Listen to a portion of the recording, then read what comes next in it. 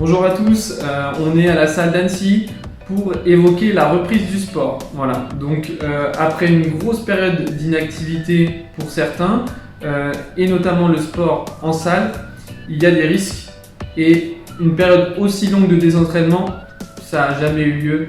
Donc du coup, il faut qu'on en parle ensemble pour que vous puissiez reprendre de façon sereine.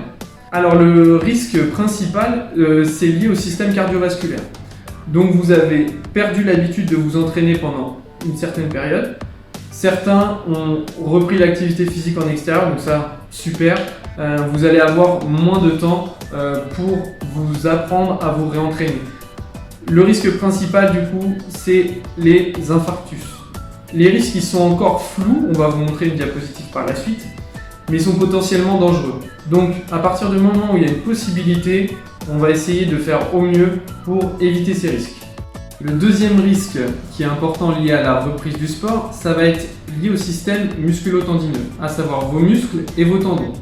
Ce qui est important à savoir, c'est que pendant une période d'arrêt de l'entraînement, que ce soit en compétition, mais que ce soit aussi en salle de sport comme chez nous Up2You, il va y avoir des adaptations sur le plan musculaire et tendineux. Là, vous allez voir par la suite le problème lié à la force maximale, c'est-à-dire que pendant un arrêt de l'entraînement qui est important, il y a une diminution de la force maximale. Il faudra donc, pour vous qui vous entraînez en musculation, ne pas reprendre des charges aussi importantes qu'avant le confinement. On va passer du coup aux recommandations. À savoir, il y a déjà des recommandations faites par le corps médical et notamment les cardiologues du sport.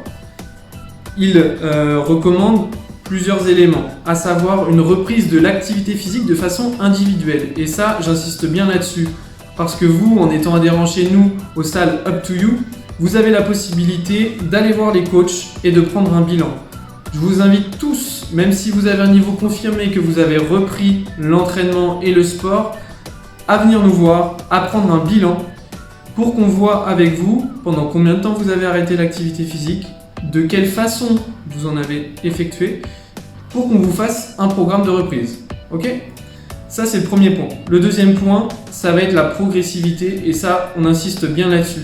Il va falloir être progressif sur vos entraînements. C'est-à-dire, si je faisais du cardio pendant 1h30 habituellement, et ben là, je vais reprendre sur des séances plus courtes, sur les 2 ou 3 premières semaines.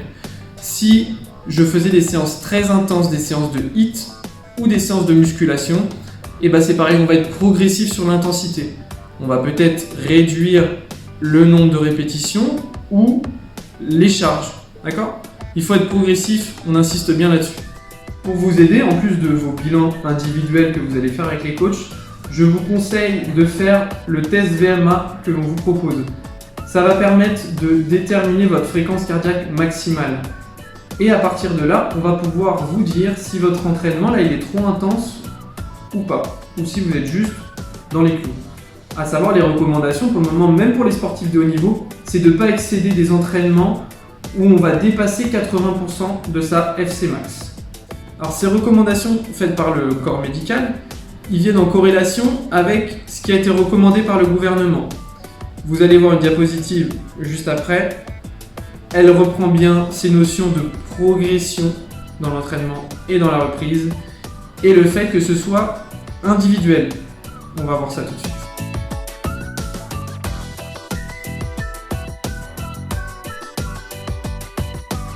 Pour les plus de 65 ans, on ne vous oublie pas, même si les effets sont plus importants chez vous avec l'arrêt de l'entraînement, on s'occupe de vous dès votre retour chez nous.